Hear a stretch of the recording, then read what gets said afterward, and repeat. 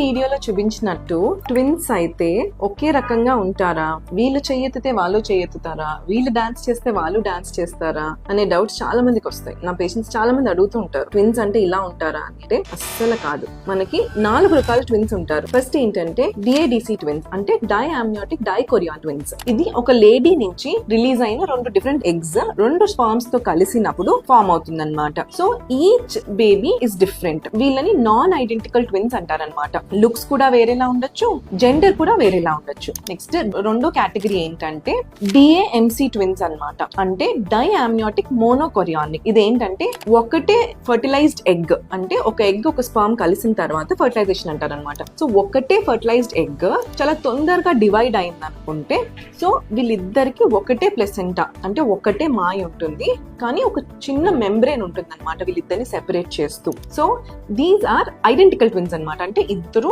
ఒకే gender అవుతారు and ఒకేలా కనిపించవచ్చు, కానీ వీళ్ళు ఒక బేబీ చేసిందే ఇంకో బేబీ చెయ్యాలి, వీళ్ళు ఏం చేస్తే అదే ఇంకొకరు చేస్తారు అని అయితే లేదు. 3వది మోనోకొరియానిక్ మోనో అమ్నియోటిక్, అంటే వీళ్ళిద్దరికి ఒక్కటే వూంబ్ ఉంటుంది అనమాట, ఒకటే మాయ, వీళ్ళిద్దరిని సెపరేట్ చేస్తూ ఏ మెంబ్రేన్ ఉండదు. సో వీళ్ళని మోనోకొరియానిక్ మోనో అమ్నియోటిక్ ట్విన్స్ అంటారు. వీళ్ళు కూడా ఐడెంటికల్ ట్విన్స్, ఎందుకంటే ఒకటే ఫర్టిలైజ్డ్ ఎగ్ డివైడ్ అవుతుంది అనమాట, కానీ కొంచెం లేట్ గా డివైడ్ అవుతుంది, అంటే 4 to 7 days ఆఫ్టర్ ఫర్టిలైజేషన్ తర్వాత డివైడ్ అవుతుంది అనమాట. సో ఇలా అవ్వడం వల్ల ఐడెంటికల్ ట్విన్స్ అవుతారు అండ్ ఒకటే జెండర్ కూడా ఉంటారు, ఒకటే మాయ కూడా షేర్ చేసుకుంటారు. 4వది కంజాయింట్ ట్విన్స్ అనమాట. ఇదేంటంటే ఒక ఫర్టిలైజ్డ్ ఎగ్ చాలా లేట్ గా, అంటే 8 days తర్వాత డివైడ్ అయితే కనుక వీళ్ళని కంజాయింట్ ట్విన్స్ అంటారు. అంటే వీళ్ళు ఎక్కడో అక్కడ ఒక పార్ట్ లో అతుక్కుని ఉంటారు, హెడ్ కానీ థొరాక్స్ కానీ నడుం దగ్గర కానీ ఎక్కడో ఒక చోట అతుక్కుని ఉంటారు. ఇది చాలా చాలా చాలా రేర్ ఫినామినా. ఇప్పుడు మీకు ట్విన్స్ గురించి అర్థమైంది అనుకుంటే కదా, మనకి ఒకే రకంగా ఉండే ట్విన్స్ ఎప్పుడు పుడతారు,